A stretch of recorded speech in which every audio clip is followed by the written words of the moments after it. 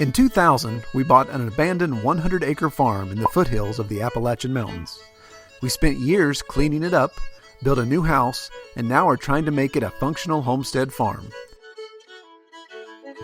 Welcome to Red Tool House.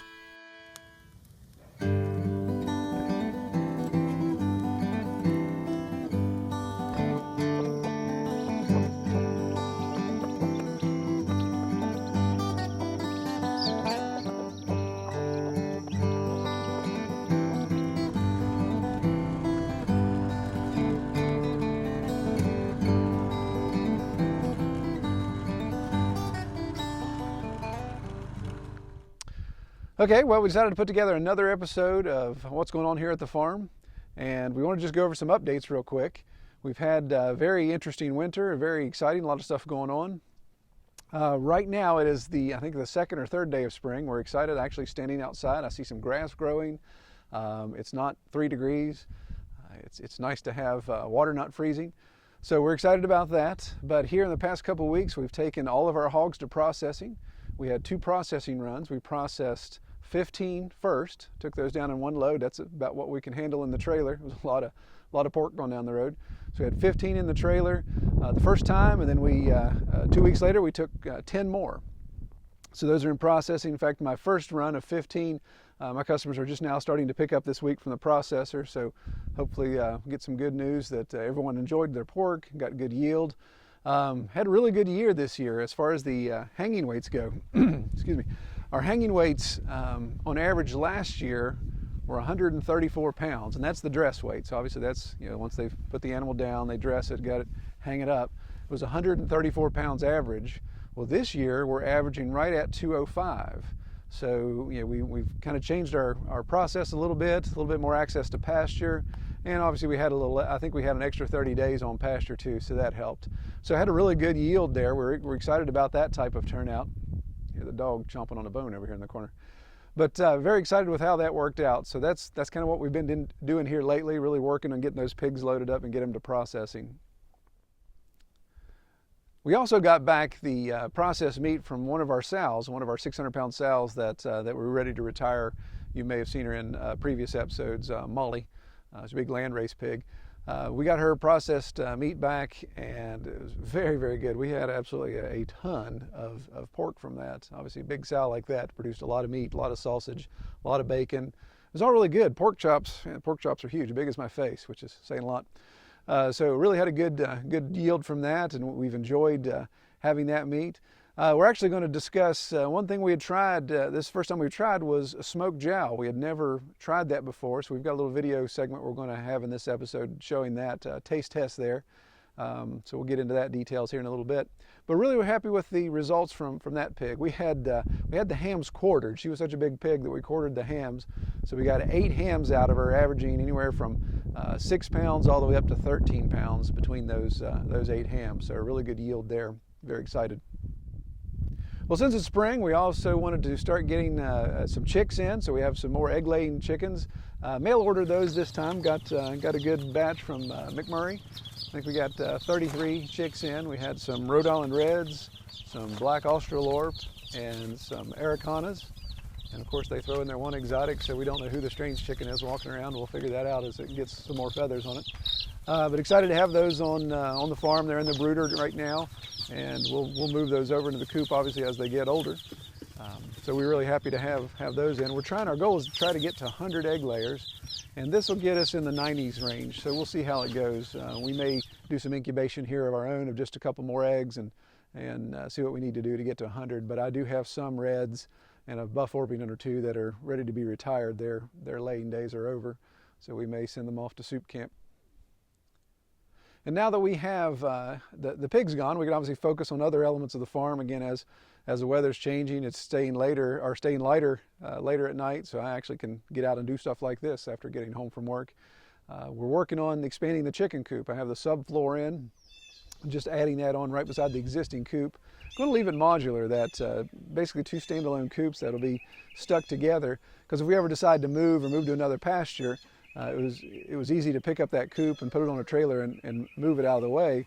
If we're going to double the size, then it makes it a little more cumbersome, tough to lift up. So we're going to just build another one right beside it, attach it, and that way we can have that opportunity to separate them and move them if we need to.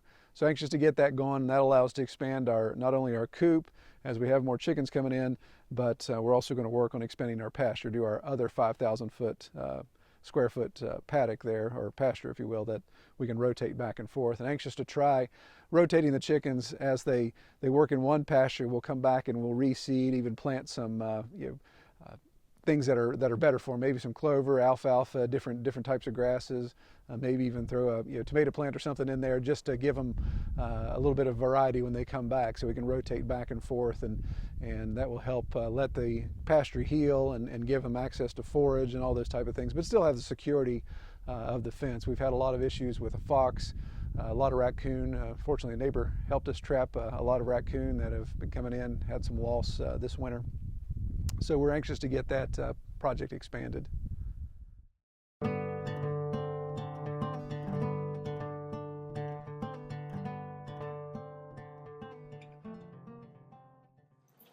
All right, we're going to try, one thing we've not done before, this is kind of new for us, is taking advantage of jowl. Usually in the past we've processed, we've just kind of taken jowl and just shredded it up for sausage.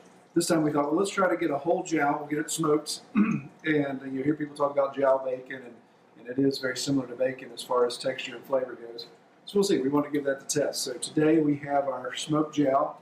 You can see that's a portion of it. I've already cut a portion off to put on our little slicer here, and we've just got a residential style slicer, obviously nothing heavy duty. And you can see as it slices out, it looks like bacon. That's about the consistency.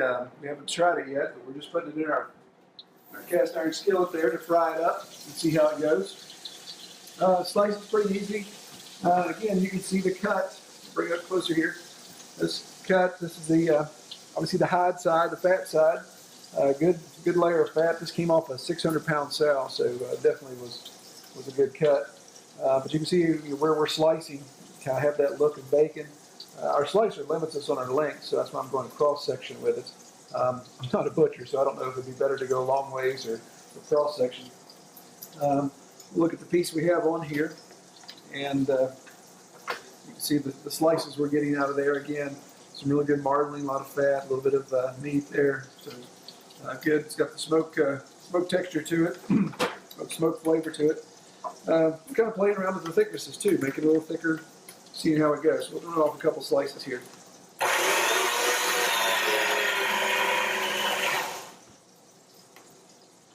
That's a little too thick. That's about a 1/4 inch, so probably won't fry it as nice. So we're going to drop it down a little bit. Try another one here.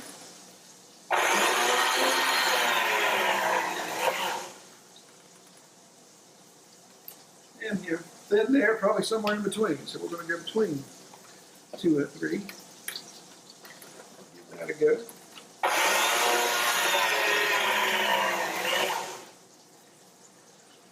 All right, so 1/8 inch maybe, a little bit thicker. See how that goes here in a second. Still, maybe somewhere in between there. Just put it right onto it.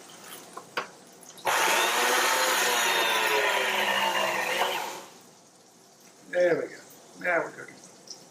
So again, you can see really nice marbling. Looks like bacon. Smells like bacon. We'll try it here in a second and give it a taste.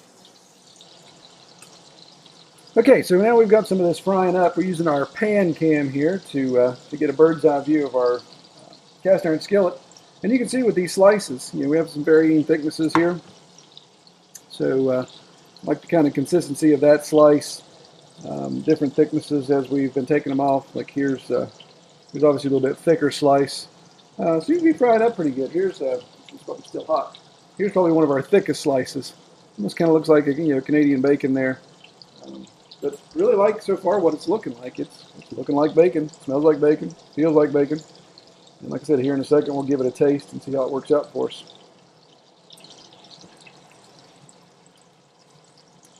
Looking good, frying up real nice. A lot of good, a lot of good grease coming out of it. So if you're a collector of bacon grease for other cooking uses, obviously the fat content of this is really going to produce a lot of good grease. Now again, This jowl is pretty large because it came from a 600-pound sow. Your typical market hog of 250 to 300 pounds isn't going to produce this large of cut or this large of jowl. But again, the texture, the consistency, the flavor should all be the same. In fact, it may not be. Usually, that 600-pound sow was 3 years old, so she may have been just a little bit tougher. We haven't noticed that in other cuts. So this should be pretty good. It should, regardless of the weight or the age of the sow, should produce good tasting stuff here. All right, so now comes the moment of truth here. We'll give it the old taste test and see how it goes. I'm going to invite my lovely assistant to come in. Anyone that's subscribed to the channel has not seen Kelly before on our videos. This is my lovely wife, Kelly, and she's going to be part of our taste test here. And again, the reason why we're doing this, people told us that cured and smoked jowl tastes just like bacon. We were skeptical. We'd never tried it, never run into it. Again, we're only 3 years into hog raising, so this is kind of a new area for us. So we thought we'd give it a try. I've got my plate cam fired up here so you can kind of see. Again, looks like bacon, smells like bacon. So now we're going to give it a taste. So you may want to take from the right here so it's not on fire. Just keep it out of the fire. I'm going to give it a little taste here. I'm going to go for the whole piece. What kind is that? No. Wow, that was really good. That is very good. That tastes exactly like bacon to me. Obviously just a different shape. Texture's about the same. Mm-hmm. Good smoke flavor to it. The cure and the smoke worked well. But it really has a good flavor. Again, good grease elements coming from it. So I think this is a winner. This is definitely a thumbs up. What do you think? Yeah, I don't think I would have known that wasn't bacon unless you told me. Yeah, that's a good point. We maybe have to trick some of our friends and have them over for a bacon fry and maybe give them some jowl. But you can see we still got quite a bit going here. You can see this huge cut of jowl left, and I still have some on the slicer. And again, from a 600-pound sow, you're going to get something this big. Probably be half of that from a typical market hog that we raise. We usually take ours to market when they're around 300. So, but then also you can have some of these cutoffs. Like we have some of these cutoffs here, put down on our plate cam. That, of course, you wouldn't necessarily fry that up, but my goodness, cut that up, put that in your beans, anywhere else that you would use bits of bacon. And we're going to have a lot of that. We have a lot of cutoffs as we utilize this entire cheek. And this is just one. We've got another whole jowl frozen in the freezer there. So really good. So for our recommendations, what do you say, Kelly? You said call that a thumbs up? I would definitely call that a thumbs up. Definitely worth having that sliced and smoked. Yeah, absolutely. So those of you that buy off of us, you can buy from us from the future.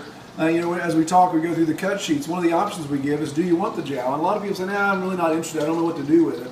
Yeah. And we end up grinding that up into sausage. So now here's kind of our recommendation. Say, hey, maybe you should try, if you're getting the whole hog, maybe have one ground for sausage if you want that extra sausage. But definitely try one smoked and cured. And go ahead and have it sliced. Obviously, we didn't get it sliced, so we're going through the slicing process. But we can have that sliced by the processor, so it comes in packs. It'll look like bacon in a pack. And so I would definitely recommend giving that a shot if you're a little adventurous, you want to try it. If you can get past the fact that it's a pig's cheek, then it is what it is. Well, that about wraps it up. That's all we have for this episode. We hope that you all enjoyed that information. And again, as the weather gets warmer, as the days get longer, we're hoping to have the camera equipment out more, be getting out to come out of hibernation as we get back into the swing of things and try to start new projects, new processes, and expand what we're doing. Obviously, clear more pasture and continue to do our frontier work as we head up the valley. So I hope you come back and check out some other episodes. Again, be sure to like us on Facebook if you haven't already. That's facebook.com/Red Tool House. Obviously, visit our website, redtoolhouse.com. Check out our blog, check out some of our other videos that we have, and you'll be able to see some pictures of different elements that we've worked on and get a history of the farm. That's redtoolhouse.com. Be sure to sign up for our e-newsletter. We send information out through our e-newsletter and different areas of focus that we have, so we kind of target that to who wants to hear about what. And then, of course, our YouTube channel. Be sure to subscribe to our YouTube channel so you get the latest notifications when we have a new video out. And please spread the word. Share this and get other people to watch the videos if they're interested. And just hopefully we can we can share some information. Again, you guys can maybe learn from our mistakes if you're trying something that we've already tried. So we appreciate it, and thanks for watching. Take care.